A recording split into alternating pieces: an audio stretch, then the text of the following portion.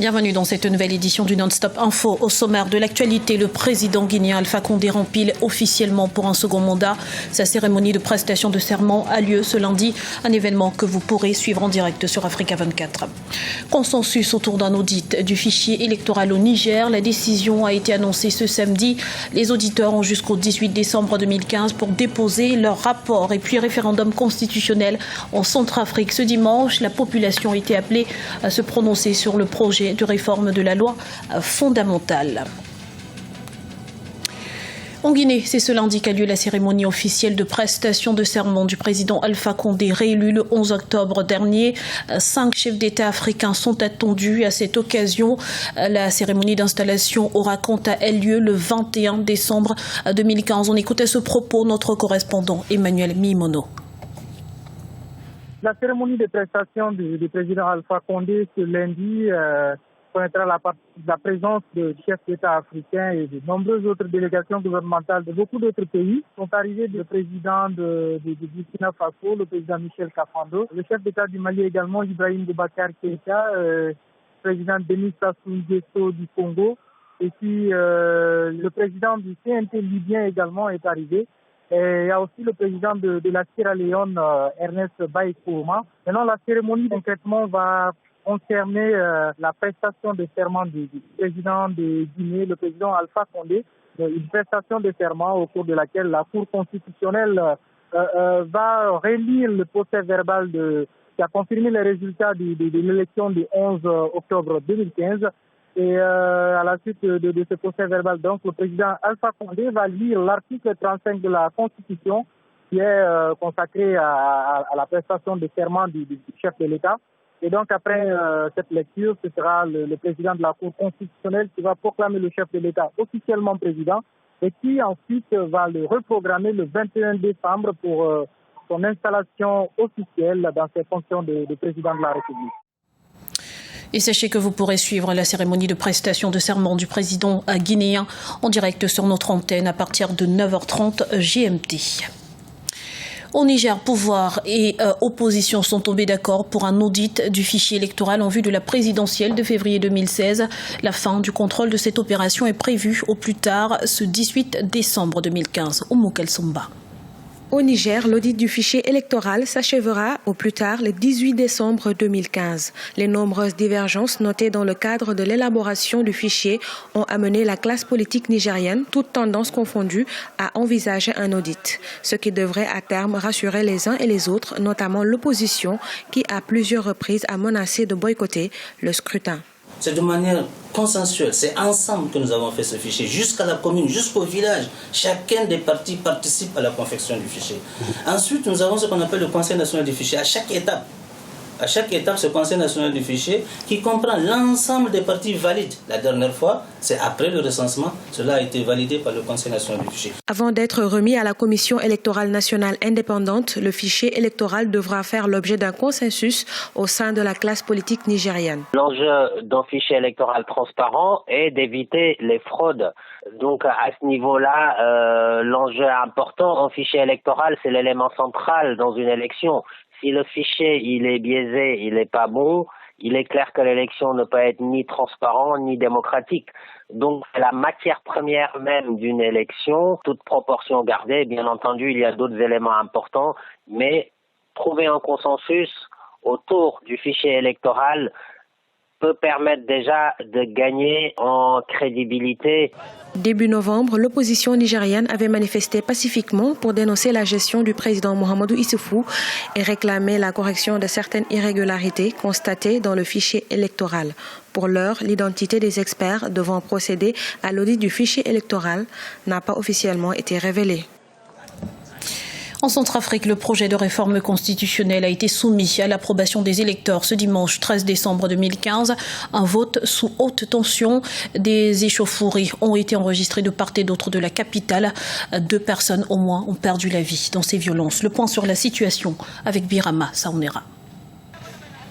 Malgré des tensions signalées dans plusieurs villes, le référendum constitutionnel a eu lieu en République centrafricaine. Très tôt ce dimanche, les opérations de vote ont démarré. Ils étaient près de 2 millions d'électeurs appelés à se prononcer sur la nécessité d'un changement de la loi fondamentale. Dans les localités de Boali et de Mbaïki, les opérations de vote ont démarré très tôt et de nombreux observateurs ont signalé une très forte affluence. À Bangui, la capitale, ce n'était pas la grande affluence en début de journée. Ceci serait dû au climat d'insécurité qui régnait depuis la veille. La population n'a pas été suffisamment informée sur la tenue de ce référendum. Et surtout, le problème qui se pose, c'est le problème de la compréhension du contenu même de cette loi fondamentale. Et il y a également le problème d'insécurité. Même jusque ce matin, il y avait des tirs un peu disparates, on ne savait pas d'où ça provenait. Ça a aussi fait en sorte que certains électeurs avaient peur pour pouvoir faire le déplacement afin d'aller dans les lieux de vote. Les principales innovations de la nouvelle loi fondamentale concernent la limitation du nombre des mandats présidentiels à 2, la lutte contre la corruption, l'éviction des groupes armés du processus politique. À cela s'ajoute la création d'une haute cour de justice. Organiser un tel référendum a été pour le gouvernement de la transition un véritable défi. Un test avant le scrutin du 27 décembre 2015. Le peuple a besoin certes de ce référendum, mais le peuple a besoin d'abord d'un environnement qui serait prêt à accueillir ce référendum, qui n'est rien d'autre que l'union des Centrafricains. Le référendum en soi ne peut pas apporter l'union. Je ne suis pas du tout pessimiste par rapport au référendum, mais par contre je suis pessimiste par rapport à l'environnement qui n'est pas un environnement sûr et sain pour accueillir ce référendum, voire permettre son application. La Centrafrique est le théâtre des violences depuis le renversement du président François Bozizé en mars 2013.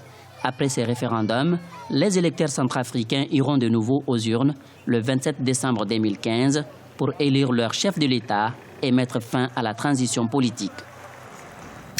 C'est une étape historique qui a été franchie après 2 semaines de négociations entre les délégations de 195 pays. Un accord universel a été adopté à la COP21 ce samedi. En 29 articles, il pose le cadre de la lutte contre le changement climatique à partir de 2020 et sans échéance finale. Franck Nudofina et Birama Saunera. Un accord historique trouvé à Paris pour sauver la planète. 6 ans après Copenhague, le rendez-vous de Paris a permis à tous les pays présents à la COP21 de trouver un terrain d'entente sur les questions liées au climat dans le monde. L'accord entérine l'ambitieux engagement de contenir le réchauffement climatique bien en deçà des 2 degrés Celsius. Nous avons pour la première fois dans l'histoire moderne réussi à porter universellement un accord holistique et totalement transformationnel qui remet l'homme et sa planète au centre des priorités de la communauté internationale. Monsieur le Président, il n'y a pas de gagnant dans cet accord, mais il n'y a pas de perdant non plus. Aujourd'hui, je tiens aussi à vous dire, avec toute la force de mes convictions, que nous avons contribué à renforcer le multilatéralisme et ses vertus. Cela semblait impossible, nous y avons cru et nous l'avons fait. En ce qui concerne l'aide climat, elle doit atteindre les 100 milliards de dollars par an en 2020 et devra être revue à la hausse. Il s'agit là de l'une des plus grandes exigences du continent africain à la conférence des parties. La mise en œuvre de l'accord de Paris va être la mesure de notre succès. Nous pensons que cela ne va pas être facile, donc travaillons tous ensemble dans un esprit de coopération internationale en vue de la pleine application de l'accord de Paris. Notamment, nous devons avoir des mesures d'atténuation et d'adaptation ambitieuses, promouvoir les transferts de technologies, renforcer les capacités des pays en développement. Il y a une autre chose très importante. Nous exhortons les pays développés de répondre à leurs promesses et de fournir les financements promis aux pays en développement de façon à ce que ces derniers puissent procéder à la mise en œuvre de l'accord. Pour de nombreuses organisations non gouvernementales, il est aujourd'hui important d'accélérer la transition énergétique, une démarche qui passera par une plus grande régulation des énergies fossiles et la promotion des énergies vertes. La 22e conférence des parties sera accueillie par le Maroc dans la ville de Marrakech du 7 au 18 novembre 2016. C'était le journal de la rédaction. Merci pour votre fidélité. Retrouvez dans un instant une nouvelle édition de l'information sur Africa 24.